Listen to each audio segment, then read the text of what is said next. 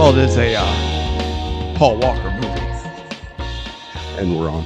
Oh, hi everyone. Good morning, good afternoon, good evening, good whenever it is you're tuning in. Welcome to another Paul Walker movie. I mean, Ticket Price, the only show that asks the question that matters. Are these Paul Walker movies worth the ticket price? You act like this is the Steven Spielberg show that we did. Because we did like 7 Steven Spielberg movies. They just kept coming out. Like Mel Gibson. This is the second one. This is the second Paul Walker. It might as well be the same one. We'll get there. Kind of. We'll get there. Are these movies worth the ticket price? In other words, are they worth your time and money? Thank you all for tuning in. With you as always, the voice and forehead of the show, ladies. What was my name? I got distracted by the ladies. Like Ric Flair at a TV taping. Ladies, please. Can't be shouting my name while I'm trying to talk to the camera. Jake. Who? You're Jake. Oh, thank you. Yeah. I am Jake, and I am your co-host. But with me, as always, co-host extraordinaire who keeps me on task and reminds me of the important things, like my name, where I live, calls my wife when I get confused and take my pants off so she'll come pick me up. He's also the only man who refuses to shave his beard because if he were to, the authorities would finally be able to ID him. Tevis at Master Control. Tevis, how are you, sir? Do you know what I look like without a beard? I'm not going to lie. I imagine you have a really weak chin. I have no basis for that. But in my mind, like if you were to shave, your face would actually invert into your jaw. No, it's not that. Because you have no chin. I just look like I'm 12, and I hate it. I get that. Yeah. And plus, when you shave your head, you can't have a clean face because then you look like a thumb. You're not, but you've still got some fuzz going on. I know. Yeah. And I need to shave it. And the authorities thing. And the authorities thing, yeah. I don't want them to find out that I'm the one that jumped out of the airplane with all that money. Ah. Well, obviously it didn't go to the camera, as we've been fighting with it for 15 minutes. No, it went to all this shit behind you. At least the stuff you didn't lose. Yeah. Yeah, it was a really cool trail. It looked really I believe the kids call that aura farming. Don't know what that means. I believe the kids call that aura farming. Is that a Fortnite thing? Is Fortnite still really a thing? I don't know. No, just in video games or movies or anything where it's like or anime, it's just like, oh no, they could be doing something productive, but they're just like basking in their own aura. They're like, Oh. We just did Rogue One, and the ship escapes, and Vader's just standing out in space using the Force to billow his cape. Oh, yeah. And it's like he could be doing literally anything, but he's just aura farming. He's just standing there for the cool shot. Yeah. Okay. Yeah, so instead of using the Force to grab the ship like he did in the series. In Kenobi. Yeah, he used it to flap his cape because there's no wind in space. Correct. Okay. So there you go. Cool. Okay, now I know. You know what? That's our next Vader moment we need. Is Vader in space, and everyone's just like, don't worry, the rebels are the Alliance is gonna find our escape pod, and we're gonna be safe. And then just, did you hear something? And then it's just Vader walking on the outside of the escape pod, takes this and pulls his lightsaber, just cuts that, hole. and then just the vacuum sucks the occupants out. Well, he should have done that because Leia did that in The Last Jedi. Where she Mary Poppins her way in. I'm not talking about The Last Jedi. I'm not going to do it. You can't make me do it. And I'm not going to do it. We're doing a different So anyway, Poe Dameron. Stop it! Yeah, he's a real asshole in that movie. For no reason. Just know your place and do your job. Yeah. The entire B plot of that movie is pointless, literally pointless, because if they didn't have it, the movie would have been 45 minutes. Absolutely. But they accomplish nothing. You're talking about Rose and what's his face? Yeah. Finn. Yeah, well, they fall in love. I don't care. Do they? No, I don't know. Because she does that stupid thing where she crashes into him at the end. I'm like, let him sacrifice himself. But I'm pretty sure Finn has the hots for Rey, but Rey is really into Adam Driver's awkwardly shaped torso. I think Finn has a thing for Poe. And Poe has a thing for Finn. but they didn't And want then to. They didn't want to go that way. They being Disney? They being Disney. So we got awkward torso. Something. I don't want to talk about this. You were talking about Last Jedi. That's a small win for me. Hold on, I need something from the bathroom. So fucking stupid. I was really impressed for 30 seconds when I thought Carrie Fisher died while this was filming. Yes. And they pulled the cord and did something really daring and actually killed off Princess Leia. Holy shit. Oh. Yeah. And then it's like, wait, everyone in this movie is dead right now. Yeah. I was like, oh yeah, this is cool. Send her out there. And she got a big dramatic, like, oh my gosh. And then you see the like, no. Also, is that how the Force works? Yeah. It's like, the webs. No, but I just mean, like, can the Force just make you immune to space death?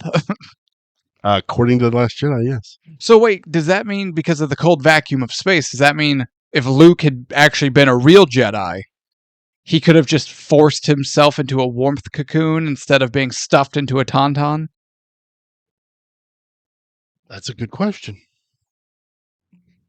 God, I'm pretty sure I hate Star Wars. Well, the sequel trilogy did nothing to enhance. Neither did the prequel trilogy. The prequel trilogy is far better than the sequel trilogy. Just not Attack of the Clones. Just not Attack of the Clones. Anyway, I'm not talking about that anymore. No, so welcome to October, spooky season, and back by popular demand. Like 3-4 people asked for it. Yeah. Which is basically our whole audience. Yeah. We've been asked to do another marathon of scary movies for October. Now, we're not doing like a series. We're not doing a full series. Instead, Tevis has hand-selected a list of scary movies because, as you all know, I'm not a scary movie guy. I don't particularly enjoy the genre as a whole because at a horror film's absolute best, it's okay. And 99.9% of the time, they're trash. The best horror movies are thrillers and not actual horror movies because the horror genre is trash. Movies like The Terrifier. That's not even a horror movie. No, that's gore porn. That's gore porn. Yeah, and that doesn't do anything to help that horror genre. I think back in the day when I was younger, I was like, oh yeah, bring it on. But now I tried to watch. I'm like, no, I can't do that. Oh, did you try to watch Terrifier? I tried to watch the first one, and I was like, this is kind of stupid, and it's not really a point. And then I was like, everybody was like, oh, number 2 is way better. So I was like, I'll try number 2. I got about 10 minutes in. I was like, this sucks. Yeah. Yeah, it's just... I've seen clips. I just went, why do I want to watch this? Yeah. I don't care about Art the Clown. It's not my choice. Also, does Art the Clown just attack small women? Because that would make sense, like, if he's just, like, an asshole. Because, like, if you and I went to the movies and we were walking to our car and he were to roll up on his tricycle or whatever the hell he's got, I'd curb stomp the shit out of him. Yes. He's built like a Twizzler. Yes. Why am I afraid of Art the Clown? Yeah. Michael Myers would tear my arms off and make me eat them. Right? So same with Jason. Jason is a literal truck. Yeah. Freddy Krueger attacks my dreams. So I get it. Leatherface has a chainsaw. I have cardio. Yeah, and he can't outrun anything, so. No, he can't. Yeah. But also, back against the wall, I think I could take Leatherface. No chainsaw, just man to man. Yeah. Oh, but regardless. Yeah. I mean, in Texas Chainsaw Massacre 2, Dennis Hopper chainsaw sword fights him. Let's not forget that. And then kills most of the family with a grenade. I love that Texas Chainsaw Massacre 2 has been brought up on this podcast multiple times. And it's always Dennis Hopper sword fights Chainsaw Sword Fights Leatherface. Because that's the only thing that's like, what is that? That's a terrible movie. As is the original. Get over it. But yeah, Chainsaw Sword Fight. There you go. Okay. But Chucky, whatever. If I get killed by a Chucky doll, I deserve it. Just straight up deserve it. Yeah. And Art the Clown is in that list of just Ghostface? Ghostface from Scream? Yeah. Shh. Sorry, you little nerds. I've seen a vagina. Get the hell out of here, Skeet Ulrich. I'm calling from inside the house. Good, I don't have pants on. Let's do it. It's a sword fight. I need you to know that I am completely naked and I have a rage boner. I hope you're in the house. You're not looking for me. I'm looking for you. And you better pray to whatever God you believe in I don't find you. When I get scared, I hump things. You better watch out. I get sexually aggressive when defending myself. I tend to get. I don't know if we can make those jokes. I tend to get a hard on and pee at the same time. So watch out. Oh, It's like a fire hose. but no, they're just certain horror villains that you're just like, whatever, man. Yeah, I agree. And that's Art the Clown to me. But if his thing is like he's this demented serial killer, but like he has a type and he just abducts like 90-pound women that can't defend themselves, okay, then that's kind of a pass because that makes sense. Yeah, and if I actually watched the whole movie, I would be able to tell you, but I can't tell you. I don't want you to watch the whole movie. I don't want to watch it. I'd rather watch the Human Centipede again. Oh, gross. Why? A friend of mine recommended it to me, and then I watched it, and I defriended him in real life. So, mad scientist makes people poop in other people's mouths. Yes. Credits. That's a 3-movie trilogy right there. How, I don't know. Pass. Oh. Yeah. No. I don't even remember the point of the movie. Mad scientist makes people poop into other people's mouths. You know, back in my day, we had to hide our kinks. Now we just put them on film. Now we just, we don't even disguise it. Like, it's just like, oh no, this is what I'm into. Yeah. I'm going to get rich. You got a 3-movie picture deal, my friend. Oh, damn, and just think that was only a hobby. Okay. Before it was just my deepest, darkest secret. Now I'm a millionaire. Yeah. And I can pay people to partake. What are we talking about? Human Centipede 3 was actually a snuff film. Joyride. That's what we're doing. Paul Walker. Let us Steve know. Zahn. Hey, let us know in the comments what horror villains, monsters, killers, whatever you want to call them. Which ones have you watched and just gone, really? Really? Really? Let us know whose ass you could kick in the comments. Jake and Tevis, really? The ultimate horror movie. We abduct people, make them sit in the cuck chair, duct taped, and then there's no camera. We just keep doing the show live in front of them, and they can't escape. Yeah, we did that like once. Her name was Sarah. She quit being our friend. Yeah. She escaped. It's like the scene in Clockwork Orange. Their eyes are, Yeah.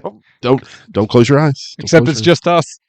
All right, so to kick off our spooky movie marathon, we are doing the 2001 Joyride, which if you're looking up reviews or anything, not to be confused with like the 2024 or whatever it is. Apparently there's another Joyride movie out there, and I got about halfway through the first review and I went, oh, God damn it.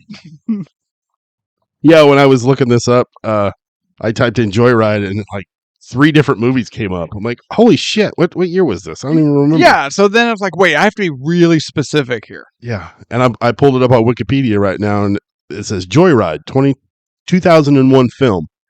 And below that it says, not to be confused with Joyride, 1997 film. And Joyride, there's definitely like a 2023? 3? Something? 3, Yeah. 4, something. It's not. No, this is the 01. So, written by Clay Taver and J.J. Abrams. Is that a red flag now? J.J. Abrams? Does J.J. Abrams suck? I really enjoyed his Star Treks. I did too. But other than that, I'm not... I liked his Star Trek, and didn't he write Cloverfield? I don't know, did he? I don't know. I'll look that up. I've never seen Cloverfield. Yes, he wrote Cloverfield, Star Trek Super 8, Rise of Skywalker, Armageddon, Yeah. Forever Young. I don't know what that is. That's a Mel Gibson movie. I'm shocked that you don't know what that is. Regarding Henry. I don't know what that is. That's where Harrison Ford plays an asshole lawyer, but then he gets shot in the head and he becomes nice. I actually remember commercials for that one, Yeah. yeah. But it's got Harrison Ford pass. I do not understand your hate for Harrison Ford. He is... I don't hate him. I don't know the man. I just don't care for the movies he's in. And he also wrote The Force Awakens. Did he, though? I'm pretty sure George Lucas wrote The Force Awakens, except he just called it Star Wars. Yeah. And then later he called it Star Wars A New Hope. And then later he called it Star Wars Episode 4 A New Hope. And then later on he called it Stippity Wop War Stars and Hope-a-Cycles. I watched that. And what was the other guy? Tarver. Clay Tarver. Clay Tarver. Okay. There we go. He wrote screenplay for such films as Joyride and other projects with Mike Judge. Okay. That's what we got. I wonder if he partnered with Mike Judge with Tales from the Tour Bus. Because that series is fantastic. I don't know what that is. So there's like a country one. There's like a one. There's like a... God damn it. Kind of one following like Prince and Rick James but it's just like musicians telling stories from the tour bus. Oh. But then it's animated because it's Mike Judge. Yeah. And the stories are amazing. Oh my God. It's so funny. I may have to check that out. Oh, absolutely. You do. And you know what? The country music one, I'm not a country music person because I have ears. But the country music tour bus stories are honestly some of the best because it's old school country music where the musicians were basically outlaws and it was just drugs and guns and violence. I bet that would be awesome to hear. But the Rick James one, the James Brown. Yeah, either one of those two. Yeah. Holy shit. And Prince, yeah, it's okay. Prince might have actually been magic. I'm gonna check. Like, man, there are some odd stories from people that are just like, you hear enough of them from different people, and you really start going, was Prince magic? Prince might have been magic. I'd have to check that out. And it goes on about like the rivalry between Prince and Rick James, and how Prince was always trying to, and most of the time, if we're being honest, succeeding in one-upping Rick James. Oh, yeah. And it's like Rick James died when he OD'd when he was like 53. Prince made it to 54. He just willed his way. And then it cut to like Rick James's guitar player or somebody who was like, that little motherfucker. When we're done here, we're looking up clips from Tales of the Tour Bus. It is so funny. That's awesome. So, hey, if he had anything to do in that, hell yeah. If not, I don't care. Back to 01's Joyride, directed by John Dahl. Who the hell is John Dahl? He directed Rounders. I don't know what that is. That's Matt Damon, Ed Norton, poker game or poker movie. Sure. And then the other one was Kill Me Again, which was Val Kilmer. That's the only two that I know of his list. The Last Seduction, I've heard of it, but I've never watched it. It's got Linda Fiorentino. I don't know who that is. Peter Berg and Bill Pullman. I know who Bill Pullman is. That's it, though. I don't know who those other people are. So those are the big three that I know of. I've given myself hiccups, I think. I can tell. He did a lot of TV. What do you mean you can tell? Because every once in a while, Oh yeah, But he did direct a shit ton of TV. He's directed episodes for Californication, True Blood, Dexter, Breaking Bad, Justified, Shameless, Falling Skies, Homeland.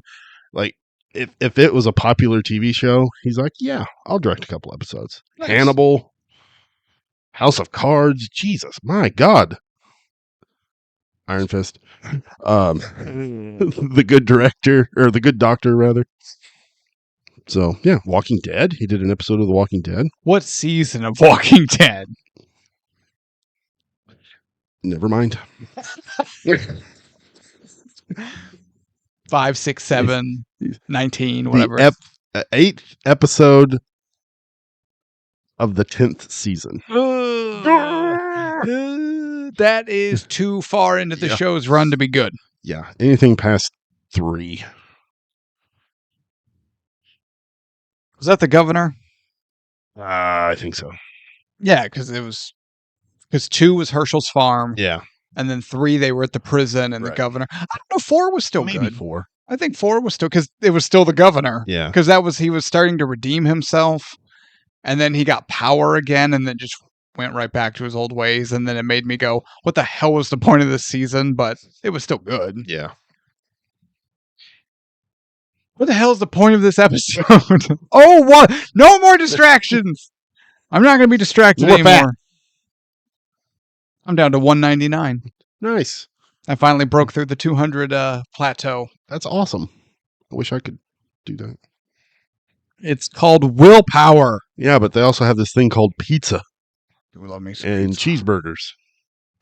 I could do without a cheeseburger. I love cheeseburgers. Cheeseburgers are so damn good. Yeah, we can tell. Mm. I treated you like a son. Stab me in the heart. All right. So, Fuck you! Fuck you! Fuck you! oh, what Joyride? Joyride. Joyride. Joyride. Sorry, Paul Walker and Steve Zahn. I like Steve Zahn. I do too. I think he needs to go on our underrated list. Yes. He's great in everything he's in. I 100% agree. 100% agree with that. Had Cabin in the Woods come out 10 years earlier, the pothead would have been played by Steve Zahn. Oh, absolutely. And it would have been great. And I like the guy who I like the actor who did that role. But I'm just saying it would have been Steve Zahn and he'd have killed it. I've always, ever since I first watched his movie that I first watched him in, I was like, this guy's awesome. What was the first movie I saw him in? Was it Saving Silverman? Saving Silverman? Yeah. Is that Arlie Ermy? And he's got a small role, and Jack Black. Jack Black's in it. Because Arlie Ermey's their old, their high school gym coach. And then he ends up falling in love with one of the...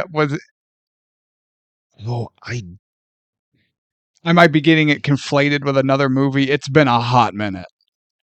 wait, is he in Saving Silverman? I know there's a Steve Zahn movie that I thought was Saving Silverman where he plays their old coach. And then the big joke at the end, because he ends up helping them. Yeah, okay. And then come to find out he's gay and ends up falling, he and Jack Black or somebody get together, and yeah, that one I don't know. I don't remember that part. it's at the very end. Yeah, he was in that. So okay. Boom, man! Arlie Ermy was he was so good. I loved Arlie I did Ermy too. in everything. He needs to come back out of retirement. Oh, is he dead? Oh, never mind. He'd been gone a little while. He still needs to come back. Man, also, when Dad lived in St. Louis, he lived down in St. Charles by the river. One of the channels that his TV picked up was the History Channel, and at that time they showed historical programming. It wasn't just Ancient Aliens. Believe it or not, there was a show on the History Channel other than Ancient Aliens. But Arlie Ermey's Mail Call was on. Mail Call kicked ass. I remember that. Mail Call was great. I miss the History Channel When it was the History Channel. or the Learning Channel when it was something that was actually worth learning about. A&E, when it was actually arts and entertainment, and we Yeah. could watch the ballet. Not shit with guys with their duck calls. I don't really care how much those people are spending on a storage locker. Exactly. Yeah. This isn't art or entertainment. No. Speaking of not art or entertainment, budget, Joyride made with an estimated $23 million and a worldwide gross of $36.6 million. So there you Okay. go. It made its money back. That's about it. Although as a horror movie, typically those hit about 100, but maybe that's more of a modern. Maybe in 01 it was still too early. And would you actually classify this as a horror movie? Yes. Would you? Yes. Okay. Why? Teens being chased by psycho killer. Psycho killer. But am I wrong? No, you're not wrong. That's Okay. Yeah. Teens do stupid shit. Psycho killer. psycho kills. Chase. Psycho killer, psycho kills. Okay. Does he? Well, we'll get there. So yeah, I would say yes. Okay. Awards. 5 nominations. Nothing of. Like Saturns and Okay. stuff. Okay.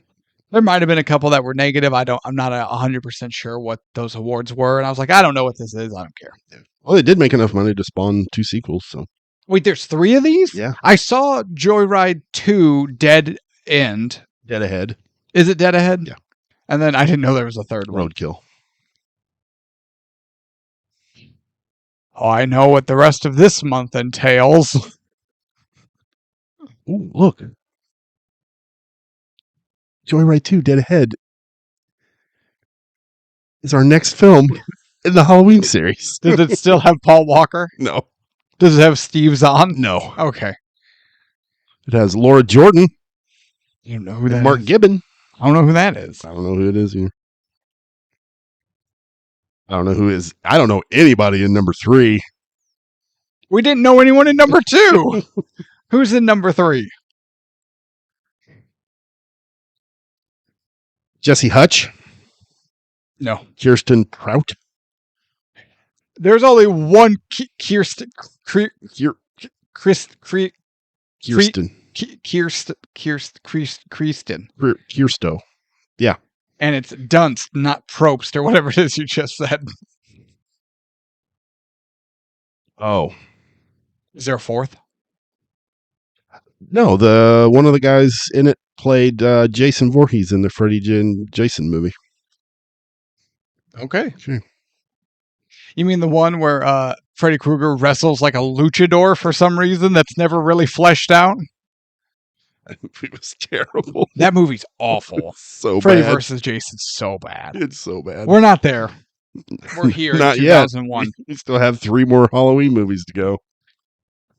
We are here at 2001 and Joyride. So, I'll just get this out of the way. I have no history with this movie.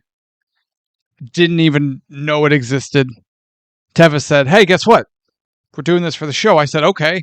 Actually, if you caught last week's episode when he unveiled what it was, which I heard for the first time, and then I heard it was a Paul Walker car movie, and I freaked out and I left the studio. And by freaked out, I mean was completely calm and rational the whole time and didn't. Normal. I was normal. Normal. Totally normal reaction. I mean, for me. Yeah. So that out of the way, my 2 questions to you, Tevis. First one, obviously, what is your history with this movie? But I want to take a step farther and ask you as well, after your history, what was it about this movie that made you want to bring it in for this episode? Or what made you think of it to have us do it on the show? So my history with this movie, this was one of the 2 first DVDs I've ever owned. Wait, pause. Story paused. What's the other one? Training Day. Ooh, okay. Yeah. Wait, pause. How in the hell are the first two DVDs you ever owned Training Day and Joyride? I don't know. I was at the store. I saw Training Day. I was like, I want to watch that. I bought it. And then right next to it, I was like, oh, I remember seeing a trailer for this. It's basically Oh, Jesus. The Duel. This was the start of your... obsession. Not even obsession, just your quirk of I buy movies and then never watch them. Yeah, see, but this was before the never watch them part. Well, you got to start somewhere. Yeah. Yeah. Um, So this is the second DVD you ever owned. yeah. Okay. So it literally was. I picked up Training Day Ridiculous. first and then Joyride right after that. The fact you even remember that is I don't know why I do. Staggering to me. But no, I just wanted to bring it in because I haven't watched it in so long. Sure. And it's something different, I think, than what we've normally watched. But as far what as the made you horror. even remember or think of it? Growing up, I really liked Duel. Mm-hmm. And this is basically Duel. Just not nearly as well done as Duel because it's Steven fucking Spielberg. Back when he still had it. Yeah. But I don't know. I don't know what made me think about it, but Sure. I was like, yeah, you know what? I'm not a big Paul Walker fan, but let's do it. Okay. So Well, there you go. I was just curious. I almost didn't put it in because it Paul was Walker. Paul Walker, honestly. But I have some opinions about Mr. Walker in this. Okay. Are we ready? Let's do it. So, Joyride follows two brothers on a road trip. And along the way, they get a CB radio and play a prank on a trucker, aptly monikered Rusty Nail. Did you recognize his voice? It's Buffalo Bill. Yeah. Right? Yep. I can't remember that guy's name, and I feel bad I can't remember. Ed Levine. I just know him as everyone just knows him as Buffalo Bill, unfortunately. Yeah. I think that role was a blessing and a curse I 100% for agree. him and his career. I do too. I I mean, you can only tuck in front of a camera in one film. You can't do it in every other one. don't think anyone else asked him to do that. He tried to do it in an episode of Monk. And they're like, no, it's not this. Ted Levine was in Monk? Yeah, he was one of the detectives. Oh, was he? Yeah. I'm fairly certain. Go ahead. I wasn't a big Monk person. I wasn't either. As you can imagine, like, One of my ex-wives was. wait, 11-year-old Jake wasn't watching a lot of Monk. Neither was, what year? 01? I don't know how old I was. 27-year-old Tevis. Shut your ass. But then how would I talk? That ain't no shit. If I clench my cheeks, I'll suffocate. These are hot burns, by the way. I'll cry later knowing that I just came up with them for myself. Now, Rusty Nail goes on a murderous vendetta because of a prank. And then the boys narrowly escape with Paul Walker's character's not girlfriend. And they all survive. And Rusty Nail, like any good horror movie we learn, slipped out the back door and was never caught. Yes. And that's how we got 2 and 3. unfortunately. Dun, dun, dun, dun. I'm not watching those. Me either. I don't. You don't want to watch those. No, I don't want to either. Okay. So they're not on the list. They're not in the hat. They're right? not in the hat. Okay. No. I don't want to watch those. I really can't. I can't lay it out there any more than I don't want to watch those. Please. So you're saying you don't want to watch them next Halloween either? Accurate, yes. Okay. They are off the table. Maybe we need to just come up with some sort of caveat where, like, especially with horror movies, we do the original, and then we just take all the others and just scrape them off onto the floor and just leave them in the dirt where they belong. I'd agree with some of that. Some of them. I mean, there's always exceptions, but like, Yeah. Oh yeah, no, the main. no one wants to watch Children of the Corn 2 Who wants to watch Children of the Corn? or 3 or 4 or 5 or 666 or any of the reboots. I was looking it up at work because some friends and I were talking about it. There are like 11 Children of the Corn. Why? No. I remember watching the first one and going, meh. Mm. It was meh. It's fine. It is what it Eh. is. It was not even Shelley Duvall levels of fine. It was just meh. Yeah. So, getting Joyride, you said you have a lot thoughts and opinions. I'm not trying to dishonor his memory. I'm not trying to speak ill of the dead, but can we all just agree that Paul Walker was not a good actor? Oh no, he wasn't a good actor, but he. No, he wasn't at all. It's like your theory, your idea of Keanu Reeves. Oh yeah. He's not a good actor. No. But in this one, I liked Paul Walker in this. Okay. Watching him in Fast and the Furious, he had that dumb 12-year-old kid feel to me. Like he always stand there, always had his mouth open. And he's like, hey guys, hey, I'm in a movie. And I'm like, God, you suck so bad. Yeah. But I did. I actually liked his portrayal of Lewis in this movie. I believed that he was Shelley Duvall levels of fine in Joyride here. And to be honest, with him acting next to Steve Zahn, that pulled him down a little bit. Because Steve Zahn is so much better than him? Yes. Yeah. Yes. But no, I honestly, like here's Steve Zahn acting his nuts off. I enjoyed Paul Walker in this movie. And there's Paul Walker, who apparently can barely read. He's just not very good. Like, I'm not trying to pick at him. He's one of the hardest parts to watch in this movie, and he's the main character. I'll give you that, yeah. No, man, I don't want to do that. But when you look like him, they'll put you in anything. Look like him what? He looked like any average white guy from the late 90s, early 2000s. He's a good-looking dude. I'm not saying he's unattractive, but he's not spectacular, or he wasn't spectacular either. Yeah, he's fine. I mean, he's not my cup of tea. He's no Patrick Swayze, but whatever. Swayze. Gibson. Yeah, I mean, there are guys who are just like, God. Damn. Daniel Craig. Like, oh, God damn. Paul Walker. Coming out of the ocean with those blue. You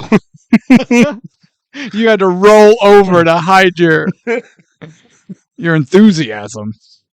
But like, there are certain guys who are like, man, that guy is handsome. Gerard Butler. Yeah. Paul Walker's not in that conversation. I mean, he's a good-looking dude, but no, he's not that elevated. But, right. But still, when you look like Paul Walker in Hollywood, they'll be like, yes, you're in this movie. Yes. Yeah. It's kind of like Ryan Gosling. No, he can act a little bit. I mean, he's a good-looking dude. Oh, but he's not like, oh my God, he's so attractive. But no, he's a phenomenal actor. Yeah. I love Ryan Gosling. I watched La La Land the other night. But now he's banging Emma Stone, so. Yeah. I mean. Because he looks like that. Yeah. And he's charismatic as fuck. You're right. Yeah. But no. Paul Walker is not a good actor. I mean, R.I.P. and all that, whatever. But just, here we go. I will take Joyride Paul Walker over Fast and Furious Paul Walker. See, to me, they're the exact same.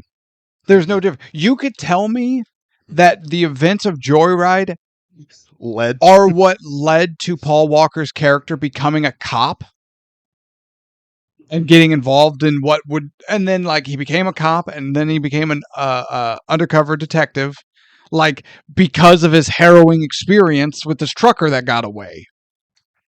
No. It's the same character. No, in Fast and Furious, he plays it like a 12-year-old idiot. I mean, yeah, but so did everyone else. Yeah. But no, Paul Walker's much better in this than Fast and Furious. I mean, That's where I'm not going to argue plant with my you. flag. Cool. I'm not going to argue with you. I disagree, but I'm not going to argue the point because I don't care. Now, let's talk about what this movie really is about. Steve Mother effing Zahn as deadbeat failure brother Fuller. He's so good. He is funny as hell. Yeah. But he's also believable as that, like, just kind of, I mean, loser, pain in the ass brother. Yeah. Yeah. And I like him, even though he does some shit that I'm like, what the fuck are you doing? Yeah. Like, why? But you know what he reminds me of? That friend. Oh, yeah. We all have / had that friend. You're just like, God damn it. Yeah. But he did it, so here we are now. We're living in this moment. Yeah, we got a semi-truck chasing us down. Again. Again. Because he keeps trying to blue ball truckers.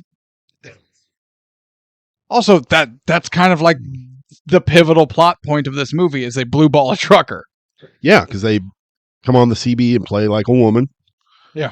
And lead this guy to the hotel where they're at a room next door to this asshole that was being a major dick. Yeah.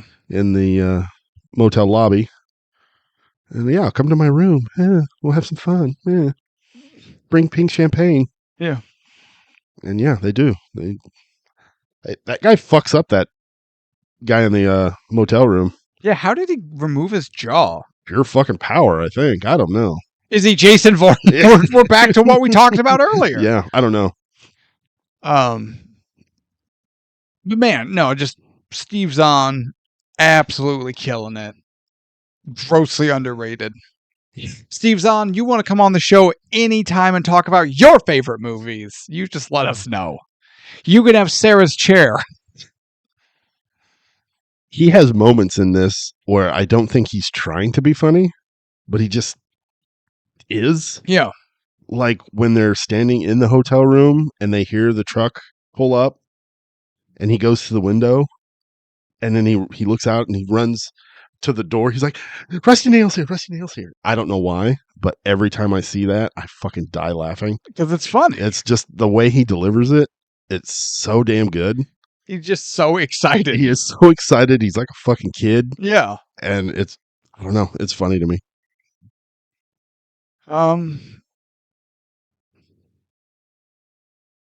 So I was going to say, well, I was trying to think of something else, but really, I mean, just Steve Zahn kills it. So what is something you want to address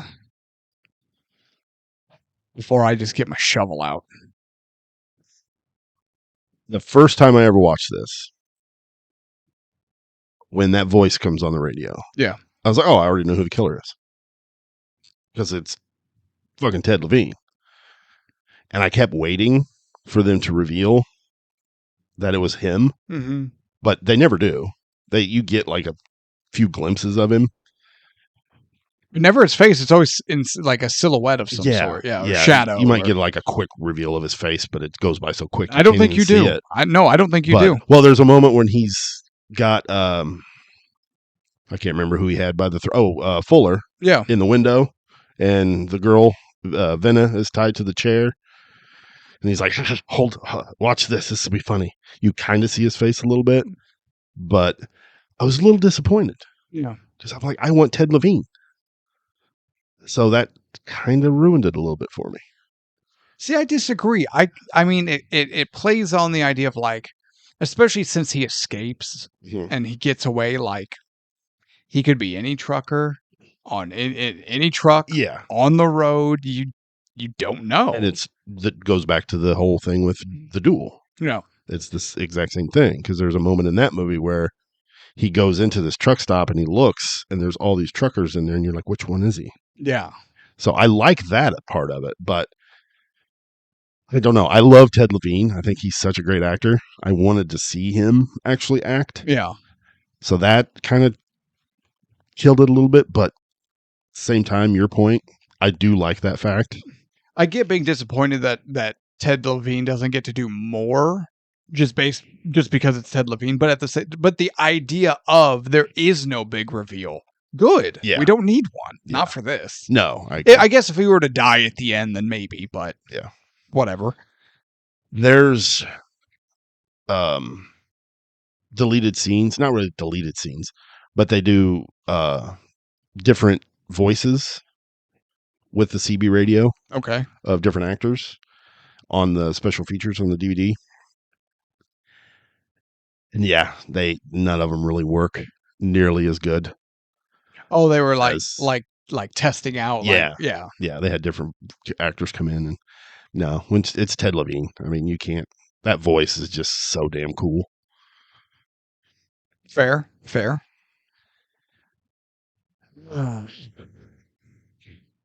What's your thoughts on Venna? Honestly, I have no thoughts on Venna. Really? She's fine. Yeah, she was just kind of. I've seen her in other things. So you bring her up while you look at what else she's done. Actually, Venna, kind of her character's not introduction, but when they actually meet up with her and she joins our group, to me is when this movie just fucking loses the plot and just derails. Really? And I don't say that as a knock on the character, the actress, none of that. It's just if you wanted to pinpoint when this movie loses it, it's right there. Why? Because I want fucking Duel. You get Duel. No, you don't. This movie, it's a less egregious version, but this is the remake of Roadhouse. Oh, I see. Okay, I kind of This see what you're movie hooked me in the start. I've got two normal average Joes. They're troubled brothers, but they care for each other. Now they're road tripping to get Fuller home. They play an innocent prank. It goes too far. Now they're being hunted. It could be anyone. It could be anywhere. And I'm in. This is cool. It's tense. We have that really good fake out at the gas station truck driver. with the ice delivery guy. Like, yeah, I am all in. Then the trucker, Rusty Nail, catches them and is smashing their car up against that tree. And then he just stops. And he's like, I was just kidding too. And then is laughing over the CB radio as his truck backs away, which is also still, it's got to be one of the dumbest shots I've ever seen him. Just, as his truck backs up really into, his truck is backing up into the night fog and disappears. I just went, what am I watching? What is that? And now we're just... And then it's no longer this anonymous cat and mouse of, oh my God, we've got to get home. Oh my God, we got to fill up for gas. Oh my God, we got to sleep. We have to stop. Oh no, engine trouble. Fuck you, we can't stop. No, we lose all of that. As it turns, when Venna first joins, and then all of a sudden the CB is back on, he's like, I thought you said there was no candy cane. And he's still calling them by, what was it, like Black Bear, Mama's Boy, Candy Cane. Candy Cane. I'm still kind of into it. But once we get to the point where all of a sudden, for no conceivable reason and no earthly way in hell, he knows all of their names. He knows Lewis and Fuller are brothers. He knows where they're going. Like, he just pulled up their wiki pages, apparently, and has all the information.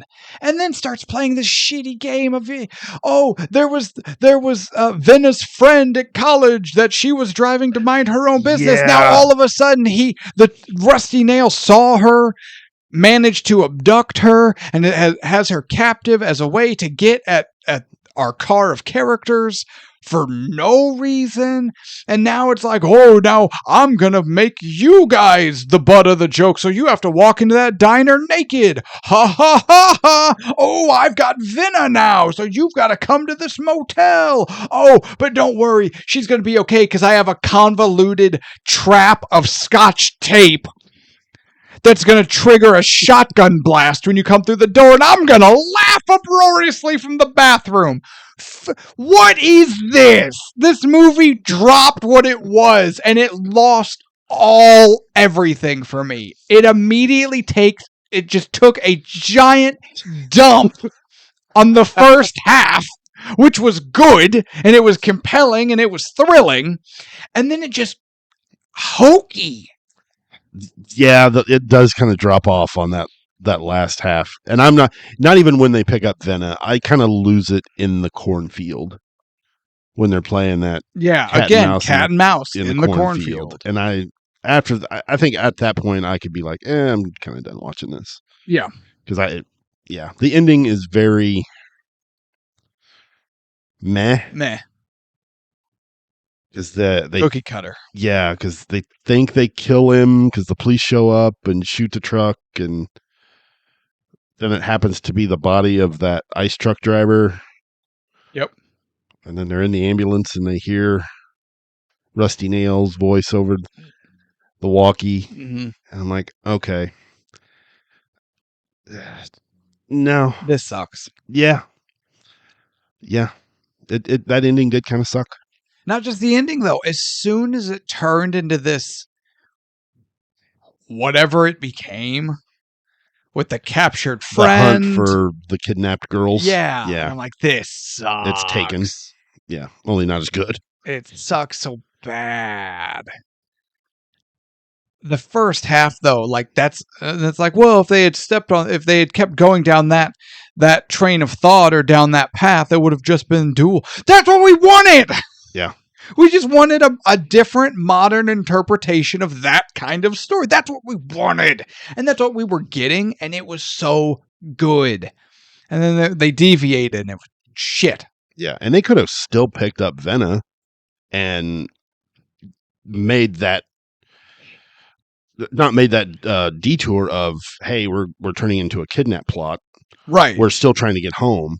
And if they pick up Venna, and then Rusty Nail could have still come on the CB. Exactly. Thought you said there was no girl. And then, thought you said there was no Candy Cane. You fucking lying to me now? You told me it was. Yeah. So now you're lying to me.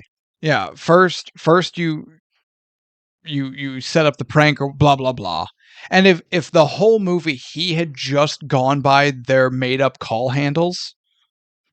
Mm-hmm. It's a small detail, but it would have made a world of difference because that's how he knows them. And that's all he needs to know them by. They could almost be haunted by these monikers. They being, the Steve Zahn and company. Yeah. Like they could be haunted by these names almost because it's like, oh God, only one person knows these names and it's the murderer. This guy. Like, that's what we want. And then also, he doesn't drive just like an anonymous semi. He's in the most rusted out, not at all road legal piece of shit you'd ever see. I was waiting for the creature from Jeepers Creepers to climb out of it. Thank you for saying that. Yeah. I felt I'm like, this is goddamn just like the Jeepers Creepers guy decided to get a semi. Have you ever watched Jeepers Creepers? Yes. It's been a hot minute, but yes. I've not seen the sequel. I haven't watched any of the sequels. Oh, there's multiple now, aren't there? Yeah. But that first 15, 20 minutes of Jeepers Creepers when you don't know what it is and he's in the truck and they're looking down the pit and it's like, holy shit, this is good. Yeah. But then then the movie happens. The rest of the movie happens. Yeah. So I don't know, man. This movie drops off hard for me. I see that. I definitely see that. So go ahead. Go ahead. What? It's your turn. Defend it. I know you're going to try. No, I'm not going to defend it. Okay. Because it does for me too. Just not at the same point as you. It's the same general point as me. Once we're splitting hairs by about 10 minutes here. Once Venna gets kidnapped. No, once we learn her friend was kidnapped. And see, I'm all right with even that. You're not. Yeah, I'm like, no, you're that's not. fine. No, it isn't. I could live with that. No, you can't. But then Venna gets kidnapped. I'm like, come on. How many kidnapped women can we go after? Why go after the girl? Like, who cares? Yeah, I mean, what was her reasoning for being there? To get kidnapped. Yeah. She was a red shirt. She was a body count. She was the horny teens that we kind of sort of learned the name of, and they're dead. I guess that was their motivation to do the embarrassing shit, going in naked and still. Yeah, to get Venna alone so Yeah. he could then kidnap Venna. Well, he kidnaps Venna in the cornfield, Yeah. but yeah, I mean, I don't know. It just. It You know sucks. what? The more you talk about it, the more I'm like, yeah, that stupid fucking girl that got kidnapped. That's kind of stupid. No friend, because she's irrelevant. Yes. Pick up Venna, and then he's back on their ass. Here we go. Yeah. Again, keep going. Because it's like, well, you got yourself candy cane. I thought there was no candy cane, and here we go. Yeah. Like when they first fuck with him, and then all of a sudden, it's like, oh, hey, mama's boy, you're gonna want to get that checked out. Gonna get pulled over, that broken tail light, and then then Fuller and Lewis, as well as we, the audience, are going, oh my God, he's got to be behind them. How else does he know? Yeah. And then there he is, and the first chase is on. Yes!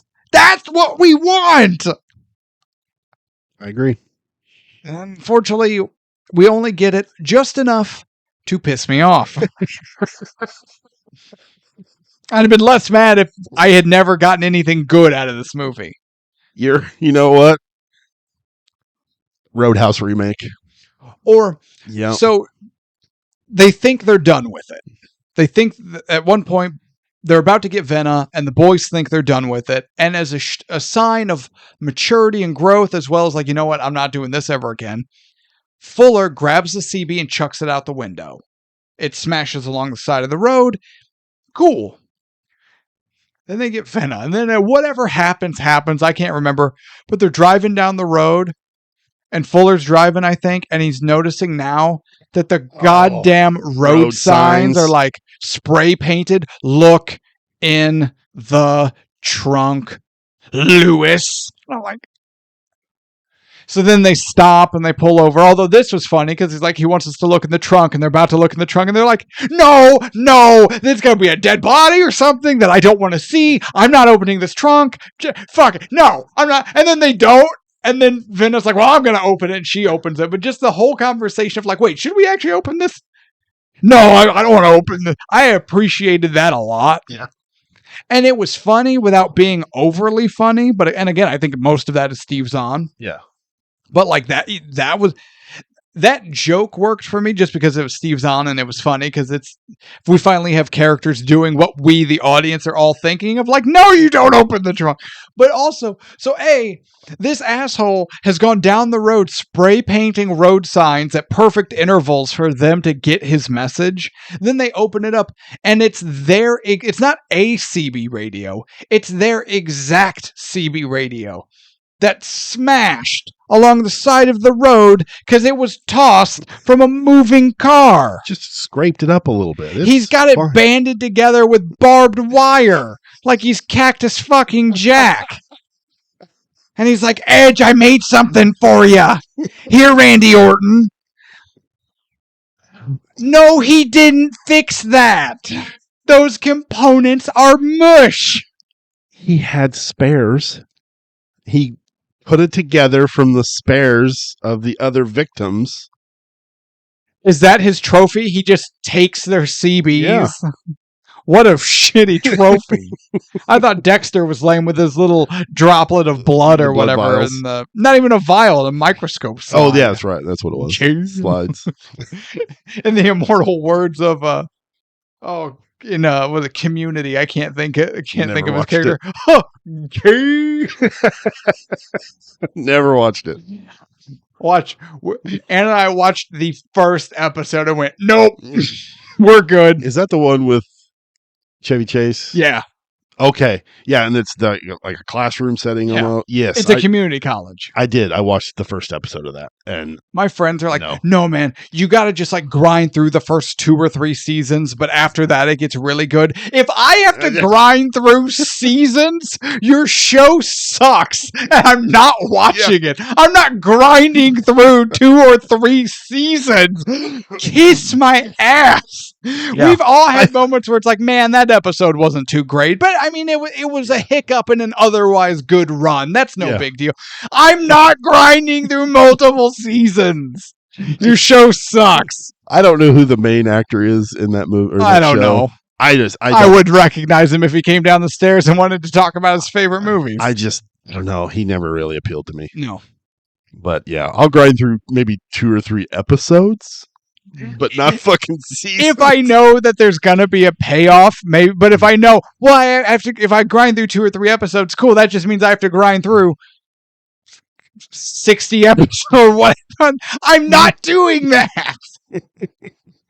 I have precious free time, and I'm not wasting it grinding through. Regardless, we're getting off topic. If you just walk across this trail of glass, and then the next trail of hot coals, there's a cheeseburger there. Oh, no, thank you. Yeah, but it's a White Castle. Half of one. And then you're just looking at it going, well, I'm not going to do that. Yeah, that's not I can see the payoff, and it's not worth it. I'm not going to do that. No, I just appreciate the meme of, gay, because it's funny. But no, I don't even know what they were going for. J.J. Abrams, what are you doing, Jar Jar? This isn't creepy, it's stupid. How does Rusty Nail learn their names and their histories, and that they know that Fuller's penis is technically larger than Lewis's, but because of the curve it has, it doesn't reach as far? Like, how does he know this? Man, that Ancestry.com shit's thorough. Like, this movie forgot what was making it good. Yeah, I agree. Look in the trunk of Lewis. Fuck! He's just running down the road now with spray paint, just like. I can just see him driving and stop. Oh, there's a sign. Gets out. Yeah, but he's in a semi too, so he's going highway speed. Wait, this looks like a good sign. He needs half a mile to stop. Yeah, like a train. You know what'll kill a movie bad guy? Setting things up for your protagonist to find that you know the killer or the bad guy, whoever, the antagonist, had to have set up. And then when you really think about it, you're like, that's really stupid. Me trying to picture our killer stopping to do this is stupid. Yeah. And it ruins that character a little bit. Because now I'm just...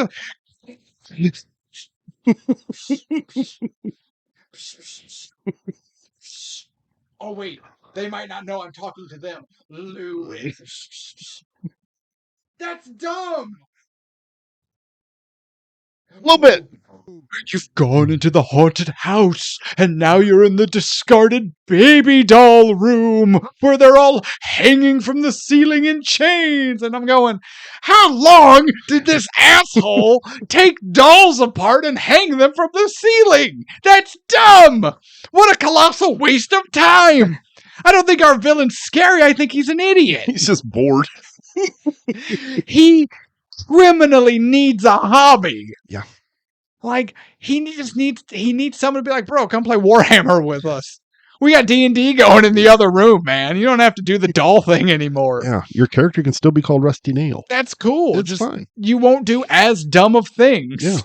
At least in D&D, the dumb things you're definitely going to do will be funny with the rest of us.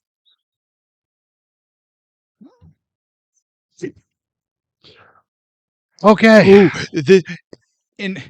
at least it gets a pass because it's supernatural, but we see it in other movies where it's more practical. Oh, this is the porcelain clown doll room. Fuck you and your porcelain clown doll room. How stupid is that? Why do you have so many? Why have you devoted an entire room of your house to this? What are you doing? And because you're like, one day there's going to be this exact scenario come up and I'm going to be ready. It's going to be scary. It's going to be scary. And I'm like, just, god damn, get a pet. You know what these guys need? A dog. Not a cat. A cat No. will feed that evil. Cats are the devil. But a dog, he'd be like, do I need to pop all the heads off these Barbie dolls? Let's just take a walk. Come here, buddy. And then take his dog for a walk, and he's fine. Yeah, that's what Ed Gein needed. Was a dog. There you go. I started watching that Netflix series. How's that? I can't get past the voice. Oh, sure. He does this weird voice.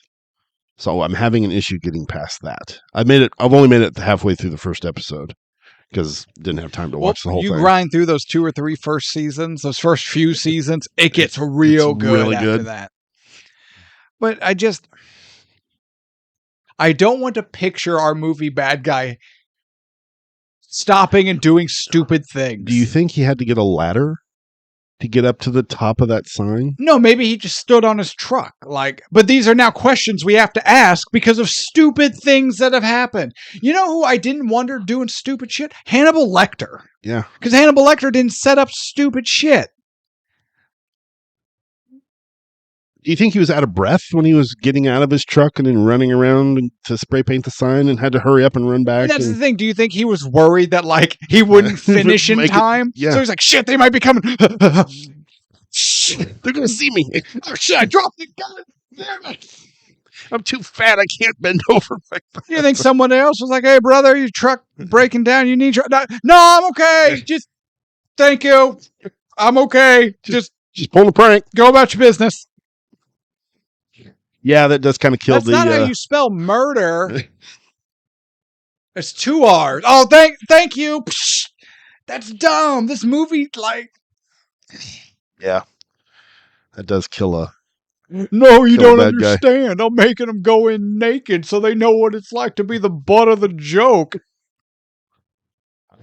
Stupid. I want to give props to both of those guys For going full ass. for doing that. Holy cow. Yeah, I thought that too. I was like, I'm waiting for the camera cut for a body double, and I just go, nope. Yeah, that's them. That's them. And I'm sure it was, closed off and it's just extras that, it's not. But it doesn't change the fact that Steve Zahn and Paul Walker cupping their balls, going full ass. Yeah. Yeah. But at the same time, when you look like those guys, if I had to do it, I wouldn't have to cut my balls because my belly would cover it and hide everything. Oh, come on now. It's not that bad. Give yourself a little more credit. Yeah. Maybe one hand. Well, good, because I need your other hand. Maybe 3 fingers. Well, good. I need to borrow here. So I can do it like that, and then I need you to help. Yeah. Okay. That's why I wear sweatpants all the time. Yeah, I know. I heard it coming down the stairs. Flap, flap, flap, flap. I'm just... Like, for the love of God, wear a jockstrap. Actually, I do have one from my testicle surgery. That's a statement. Oh. What am I missing? Don't put your villain in compromising situations where you're like, that's stupid. Yeah. They're clearly doing something or have done something stupid. I agree. Hans Gruber didn't do anything stupid. You don't think he spray painted on the doors of the elevators? Come see me in my office. Wait, how many signs? Oh God, he had to go back and exit out because he got too wordy with it. It wasn't pithy enough, so he was like, "Shit." That's whatever. What are we missing? What are we talking about? I think that's it. Is that everything? Yeah. Okay. Are you ready then? Let's check this out. I want to know ratings. Yeah. IMDb gives 2001's Joyride a 6.6. I'm shocked. Rotten Tomatoes giving it a 74% for a grand total of 130. Okay. That really doesn't crack anything significant. No? Kind of in the middle. A little higher than I thought it would be. The IMDb or the Rotten Tomato one, yeah. Reviews. Do you have an Ebert? I do. Nice. Are you ready for this? Let's do it. Fangoria. Oh, Fangoria. I forgot about it. Joyride is the kind of efficient A-class B movie that studios rarely make these days. Okay. No stars or anything. No. But very praise heavy, positive. very positive. Most of the reviews are. Speaking of which, Ebert. First rate. Pure thriller. 3.5 stars. 3.5 stars. Are you out of your damn mind? Die Hard got it too. Joyride is a 1.5 stars better than Die Hard. It's better than Ninja Turtles. This is Gladiator levels. No. Yeah, no. Think about what 3.5 is. Yeah, absolutely not. Jaws. Braveheart. Gladiator. Absolutely not. Saving Private Ryan. This 3.5 to 4 star range. Joyride. I fell off the couch when I read this.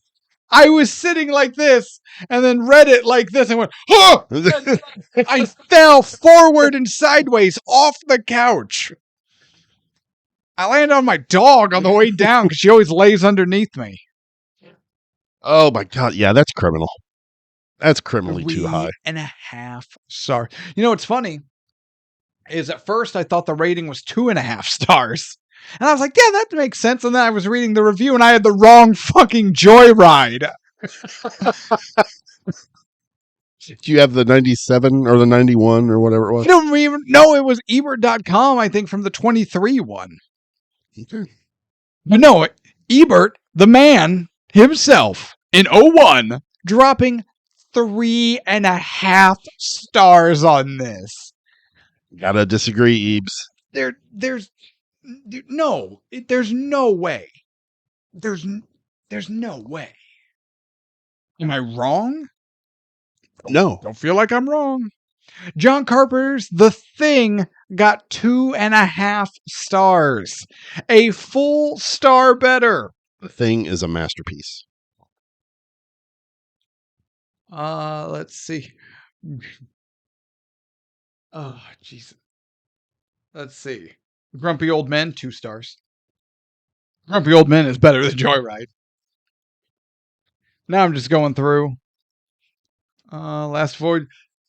Oh, I forgot Last Voyage of the Demeter was Ebert.com. That also got 3.5 stars. What? I don't remember that. Ebert.com, 3.5 stars. Into the Spider-Verse. Oh, absolutely. Joyride is as good as Into the Spider-Verse. No. I'm not going to look up anymore. I've made my point. No. What am I missing? I feel like I'm taking crazy pills. Absolutely not. No. That's what is wrong with him? Wait, what was wrong with him? What was wrong with him? Clearly, Siskel was the brains of the operation. And the beauty. Although I do really like your man, who's what's his name? Gene Shalit. Yeah, Gene Shalit. Dr. Poopy Pants.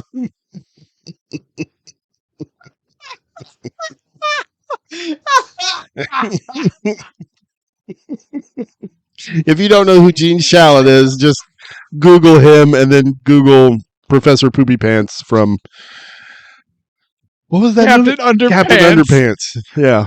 Gene Shalit. Pictures of him will never not make me cackle. Not even just laugh. Cackle. Oh my God, that's so funny. God. All right. So, Tevis. Oh, God. It's fine. What'd you do? Did you break my shit? No. It's up. What are you doing? It's fine.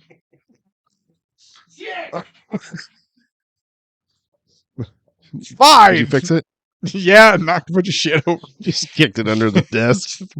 Like Joyride 2 and 3. It's like, get out of here. All right. What awards do you have for Joyride? I'm debating about giving the Bryan Cranston Award.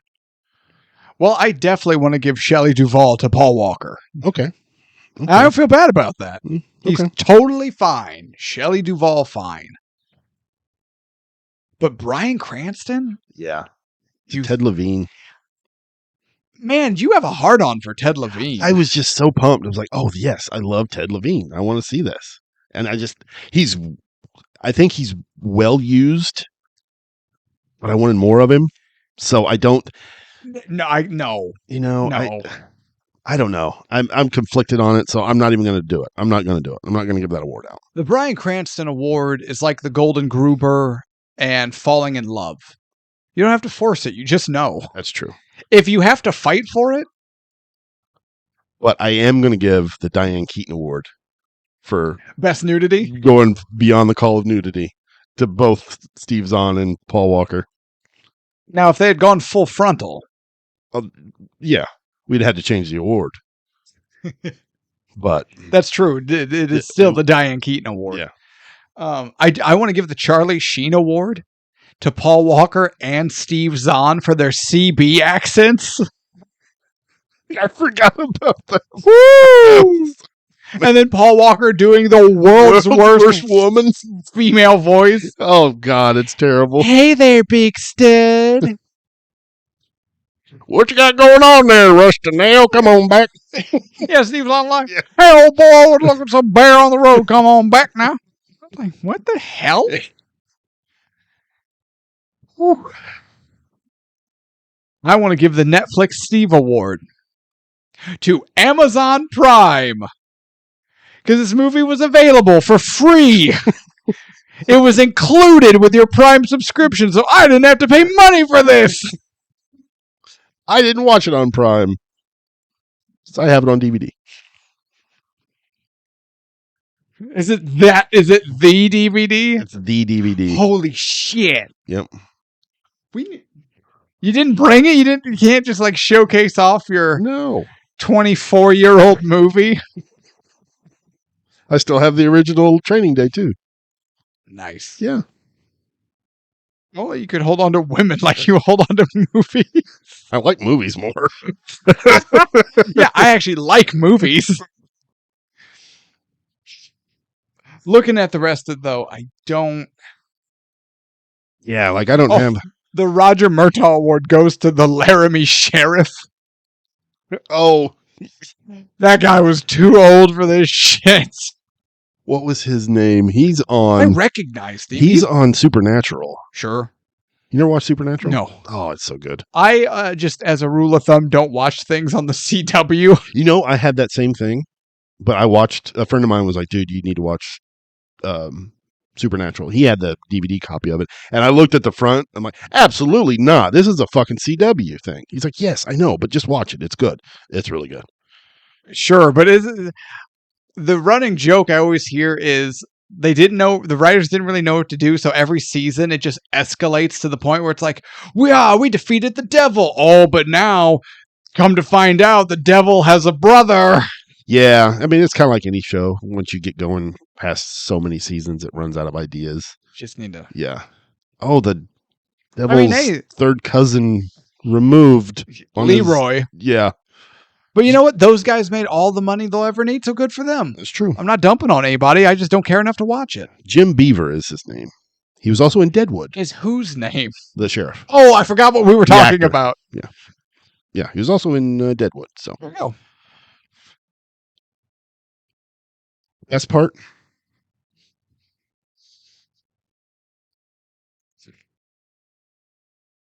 You know what? I think for me, the best part, this is a long sequence, but I'm counting it as one part because it ties together. So follow me here. They're getting gas. ice driver shows up. They think the ice driver, because you're gonna think they're paranoid as shit. So then you've got the whole Paul Walker's just trying to get out of the gas station after paying. The ice truck chases him down because Paul Walker, Lewis, forgot his credit card and the guy was returning it. And it's like, oh, man, thank you so much. Sorry, we're just having a day. He's like, don't worry about it, guys. You have a good day. Yep, you too. And the guy's backing up and they're kind of laughing at each other like, meh, what are we doing? And then all of a sudden the ice truck gets ripped in half as Rusty Nail's truck plows through. And then that chase is on. That is my favorite part. It's thrilling and exciting. It's a good red herring. And then just as the tension starts to drop, boom, and it ratchets up to a whole new level. Like, it's done well. That whole sequence, best part in this movie. That is a really good part. That is probably my favorite sequence of the movie. But for me, it's... Don't say Ted Levine. No, I'm not going to say Ted Levine. Don't say Paul Walker and Steve Zahn's bare buttocks. Okay. Moving on. No, what is your favorite part? Rusty Nail. You have such a hard-on for Ted Levine. I think the name's cool, too. Sure. I like the name. I like the voice by that one actor that I don't know his name. What's his name? Huh? Yeah. Who? Worst part? Yes. Honestly, worst part, I think, is the ending sequence, the motel chase where they're like, oh God, which motel? He didn't say. Shit. So they're running around to like 6 different motels to find the right one. And then they're in the room, and then come to find out Rusty Nail and Vin are in the adjacent room, because it just so happens that this motel has the exact room numbers available that the other... That the original prank was pulled in, which then makes you wonder if Rusty Nail was going around. Yeah, do you specifically have rooms 17 and 18 of it? No. Okay, thank you. Hangs up, puts his quarters into the goddamn payphone because it's 01. Yeah, hello. Do you have heart-shaped tubs in your rooms? Yeah. Okay. Do you have room 17? No. Okay. Change out. Like, it's stupid. Stop making characters stupid shit. But then we learn it's the convoluted tape trap with the shotgun and just that shitty fight between Steve Zahn and Rusty Nail and the cop thing. Just that the whole ending sequence is horrible. Just horrible. The worst part for me is once they get away from the truck. So yeah. it's that kind of from the cornfield on until the very end when he's in the truck and they shoot at him, and that whole sequence there. I was like, it's okay. The mystique is gone. Yeah. We've ruined it. It's okay. Yeah. Well, not we. J.J. Clay Abrams. Tarver and Jar Jar Abrams. Yeah. John Dahl. Prop? Ugh. It's got to be the busted CB that's fixed with the barbed wire, right? That's literally all it could be. That's all it really could be. Or the scotch tape used to hold Venna. Or maybe the shotgun, but... No, because that's just then, like, yep, like, there's a shotgun. I don't want that. Yeah. I think it's got to be the busted Got to be CB. the CB. All right, final. Yeah, I can't think of anything else. What are your final thoughts on 01's Joyride? Go ahead. Man, when I say this movie did legitimately have me hooked, like, I'm not kidding, man. I was in. And I was like, this is going to be like a shocking, like, this is going to be just, it's going to blow me out of the water. And I'm shocked at how much I'm enjoying this. Let's go. And then it just nosedived into an explosion. And it just gets really bad. It gets cheesy, then convoluted, then hokey, and then just bad. Just outright bad. They force that shitty love triangle story where it's like Fuller's trying to make a move on Venna. Yeah. Like, that made me a little uncomfortable about Fuller. I was really liking Fuller a whole lot. Yeah. And then he does that, and I'm like, Because then you're like, oh yeah, he is kind of an asshole, deadbeat loser. Yeah. So sure, I guess that makes sense. But like, Yeah, you didn't need it. he didn't force the issue though. Like Venna didn't kick him out or tell him to leave. No. He was like, I brought drinks, and she was like, yeah, okay. Well, there was a couple times she's like, no, I'm just going to go to bed. I don't need another drink. He's like, I beg to differ. I'm a professional, And she said, okay. Yeah, after like 3 times. But still, she said, okay. But you could tell she really wasn't into it. I don't think anything would have happened, and I don't think Fuller would have attacked her. No, I don't. But I'm just saying this was an unnecessary subplot. Yeah, I agree. So is Joyride a 3.5 star worth the ticket price movie? No, it's not. And once like you said, once we kind of get to Venna and the friend and the cornfield and the spray painted sign, I can't even remember really what all falls into sequence there. But once we hit there, this movie is a steep and rapid decline in quality. And it ruins it. So no, it's not worth the ticket price. Okay. It pisses me off at how into it I was. Honestly, you could have just not even had Venna. Now, granted, I liked Venna as a character. She was fine. I liked the actress fine. Had this movie just been 2 brothers trying to reconnect on a cross-country trip to get Fuller home because he's out of jail or whatever, and this happens, I'm in. Let's go. Oh no, we picked up Venna, and now we're on this part of the road trip. And Rusty Nail comes back. I'm in. They overthought this. Yeah. We want a duel. They're like, oh no, we can't do that. Yes, you can. These movies are like 40 years apart. Yeah.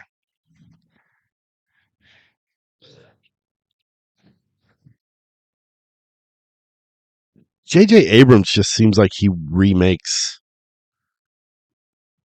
films that are better than what he produces. Can I interrupt? Yeah. I just had an epiphany. Oh. A lightning bolt has just struck my brain. But that hurt. J.J. Abrams is the modern John Carpenter. His shit is bad. Except when he's just blatantly doing a remake.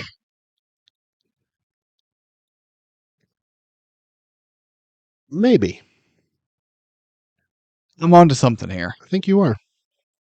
You may have to think it a little bit. Oh, I'm not gonna do that. Oh, okay. Jar Jar Abrams over here.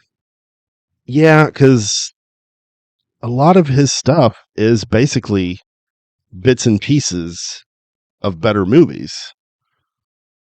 And he just throws them in together. He's less of a filmmaker and more of a film seamstress. Yes. Yes. Famed film seamstress, Jar Jar Abrams.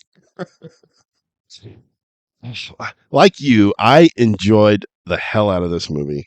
Even up very near the end. From the cornfield thing on, I'm like, okay, this kind of sucks. And it pisses me off because there's nothing worse. You can have a really shitty beginning, but then the last part of your movie could save it.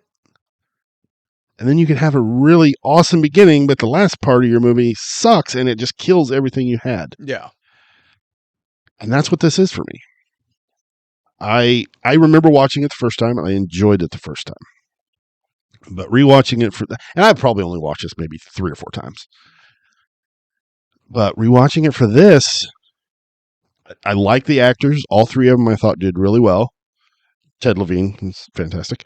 You have such a hard on for Ted Levine. But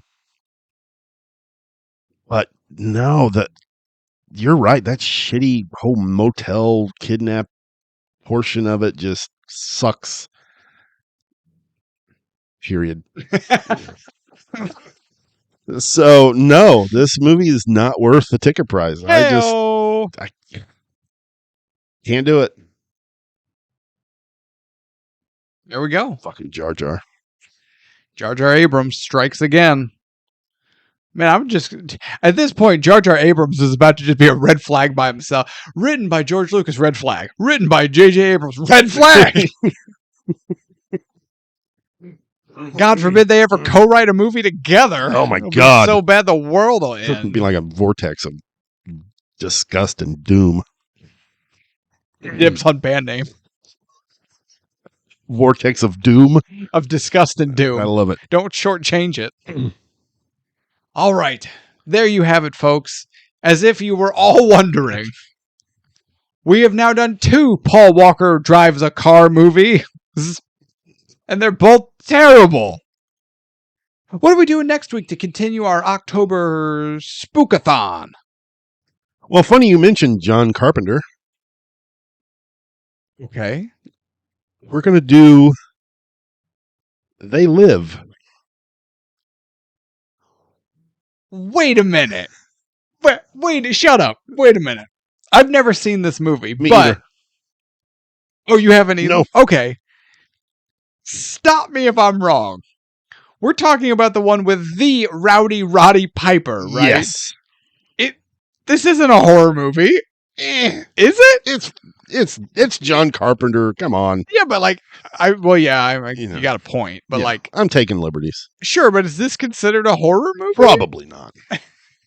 I don't even care. What? I can't even trust you to put together a string of horror movies. And the movie we're going to do after that, you want to know what the next one will be after They Live? What? Pretty Woman. Yeah. Reading the minds of women. What? Oh no, I'm thinking of What Women Want.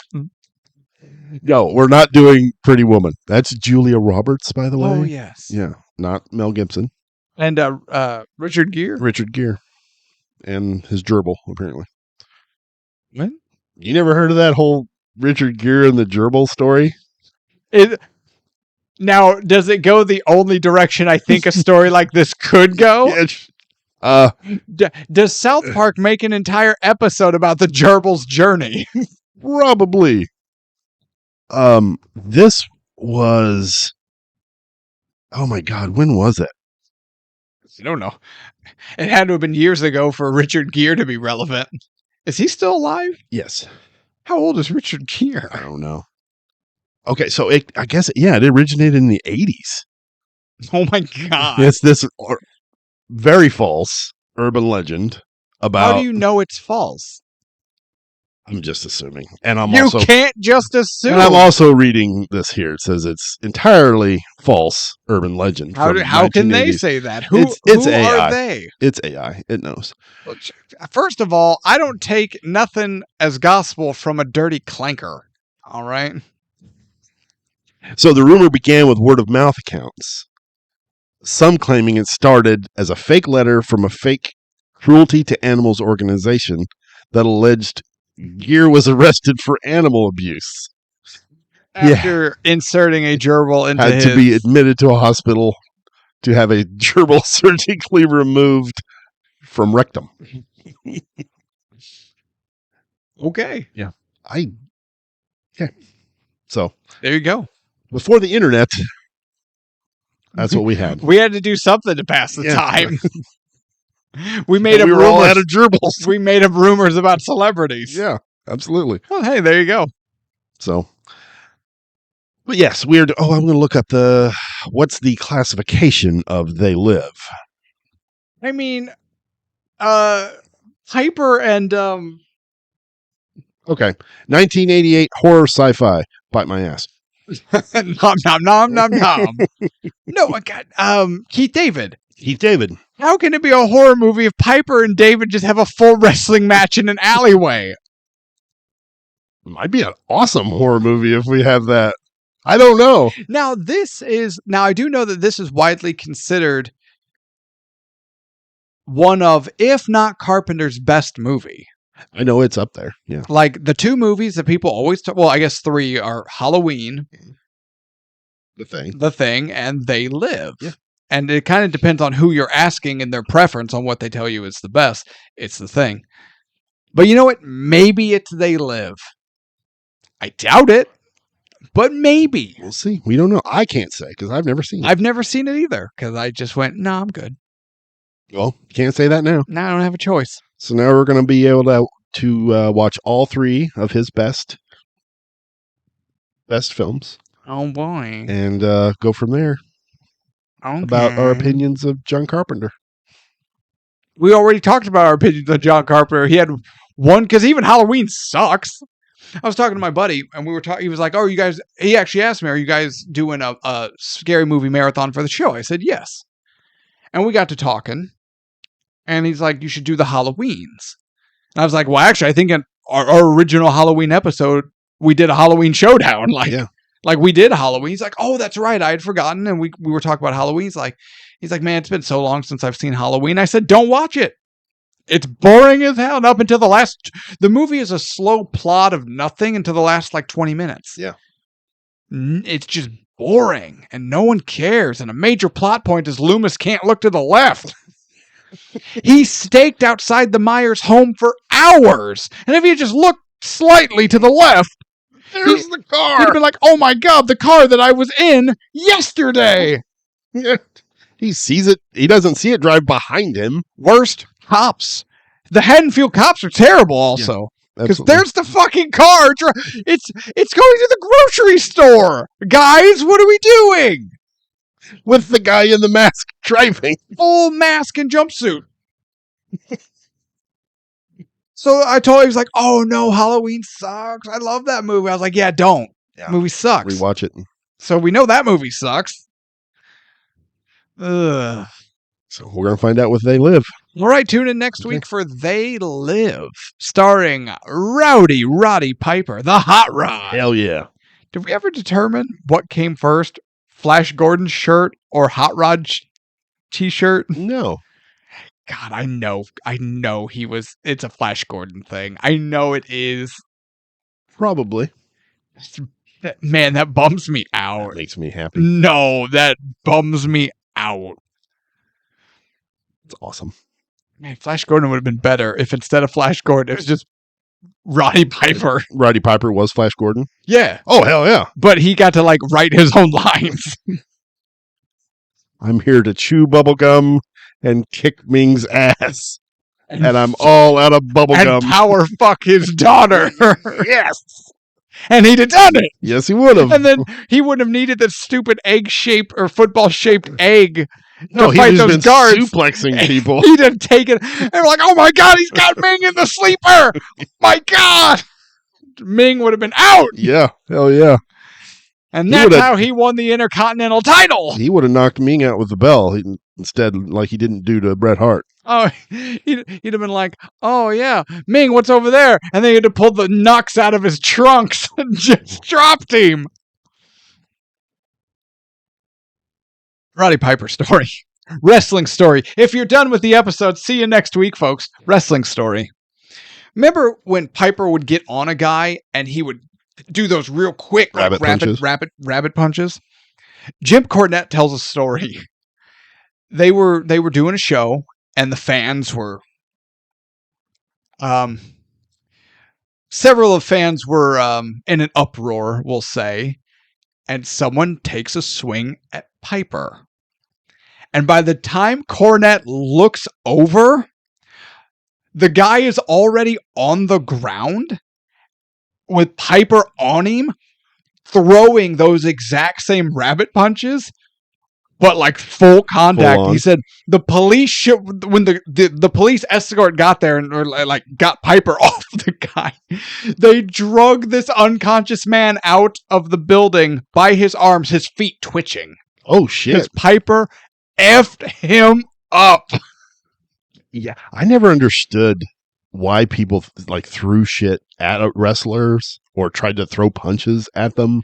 I mean, if it's the main event and the heel wins because he cheated and you launch your popcorn, yeah, that's part of wrestling. That's different. But I have never in my wildest dreams thought I'm going to jump this barricade. No, I'm going to die if I do. Those guys will fold you up like laundry and not wrestle you. They're going to punch or kick you into the hospital. Yeah. I remember years and years ago, the town I lived in, super small town, but it's still big enough to hold events. Oh, sure. And they had some wrestling events that would come there every once in a while. Bulldog Bob Brown. Oh, yeah. Okay. Yeah.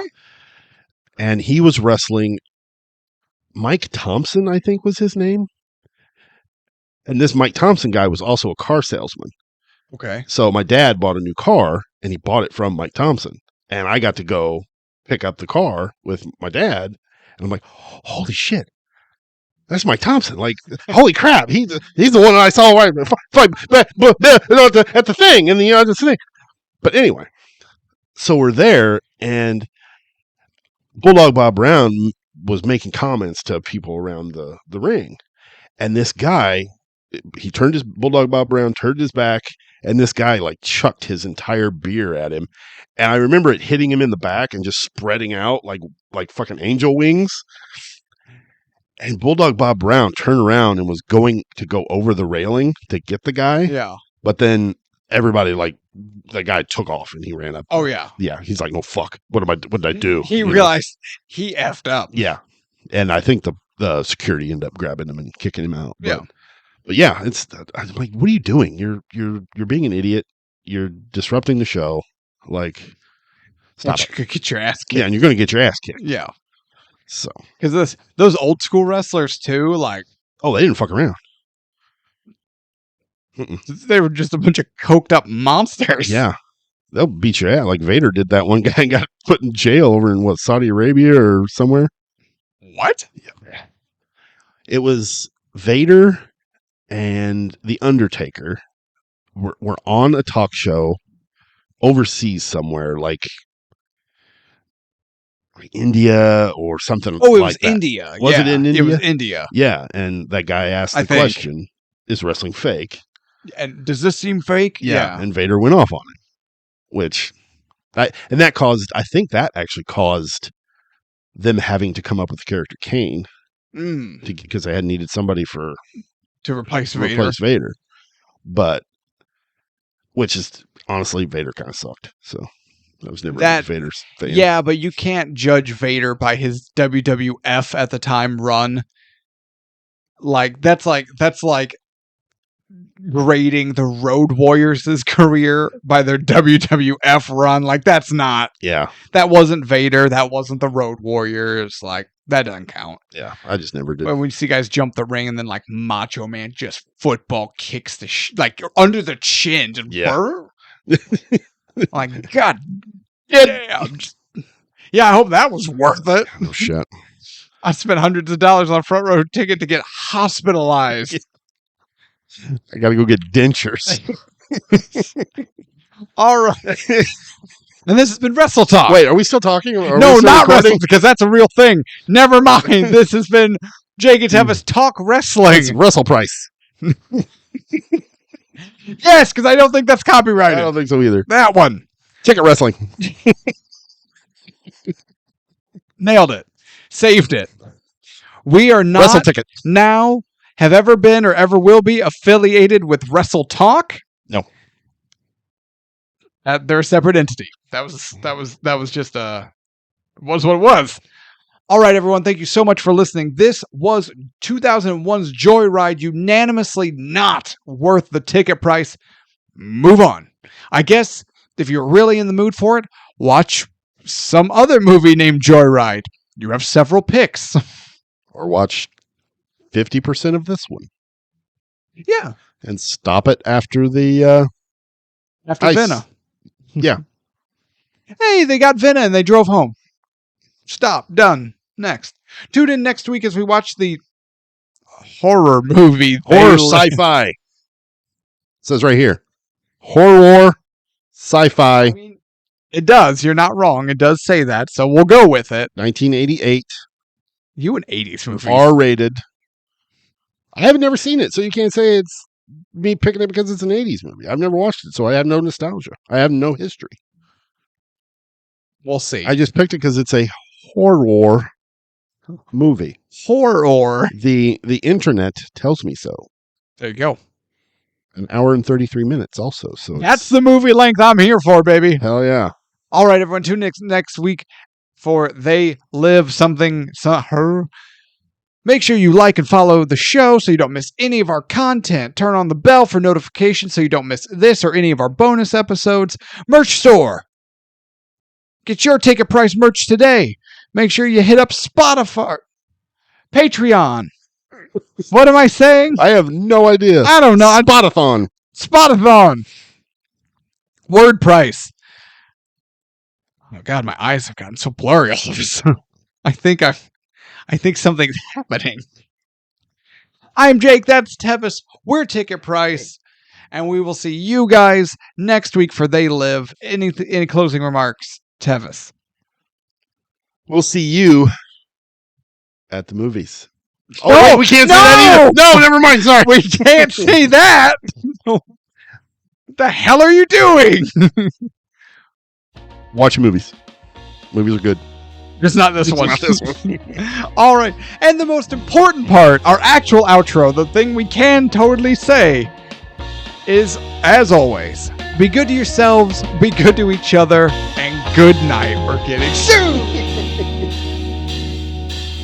Show over.